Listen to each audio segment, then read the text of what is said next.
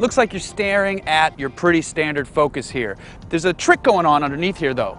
This doesn't take any gasoline in here. Plug it in, because it's the Ford Focus Electric.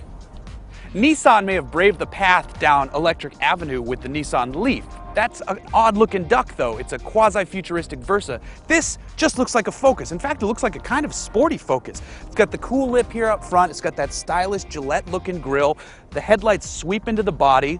Good sized wheels that fill up the fender, and going back, it's standard hatchback, it's standard Ford Focus. There's nothing to let you know that you're looking at an electric car, and that's a big plus for buyers who don't want to look like they've bought a golf cart or something pumped up. They just want a car, and that's what this is.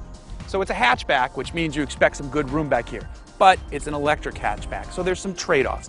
You do have room to put some stuff, but there's some battery components going on back here. You can lift this up for some extra storage, but it's not exactly a plentiful wagon. It's not a massive hatchback, but you do have good room for people back here. You can fold these seats down if you need to, but you're always going to have this hump to get over. It's a compact hatchback. There's not going to be a lot of room back here. There's some though. This seat is all the way back. Most people don't need to sit that far back, which is a good thing.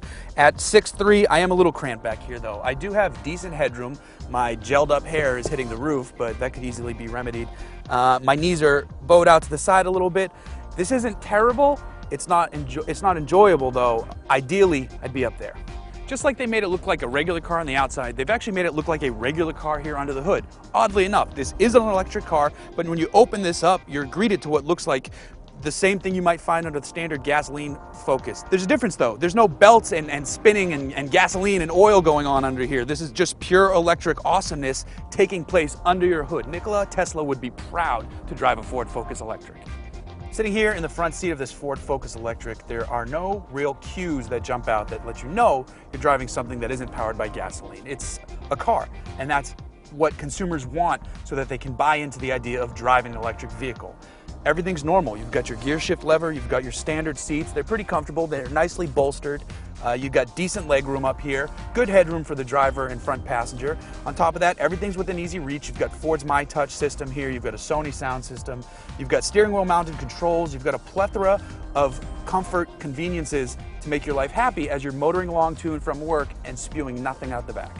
So we're puttering along here in an electric car, and just like Ford has done on the design and the interior space, the driving experience is just like being in a normal car. I can't stress that enough. The fun though is that with an electric car, torque comes at 0 RPMs. We've got 130 horse on tap, which doesn't sound like much, but propels us along with great efficiency and great energy. It's an engaging driving experience that you wouldn't expect to find in a car of this class. In terms of handling, there's a little bit of a boost there because the weight's nice and low thanks to the battery pack sitting in the floor.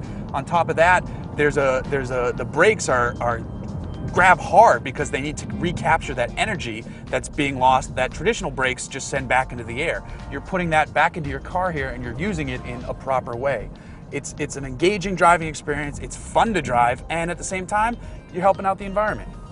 Besides the driving experience, there's a bunch of fun tech going on. Right in front of me, on my left side, I've got a menu I can control that shows me how well I'm driving. On the right side, I can see that Sirius is playing my favorite song from Pearl Jam. And in the middle, I've got an easy-to-read speedometer. Besides the powertrain tech, there's a lot of engaging interior tech to keep you and your passengers happy. On top of that, you don't have to spend an arm and a leg to get that tech.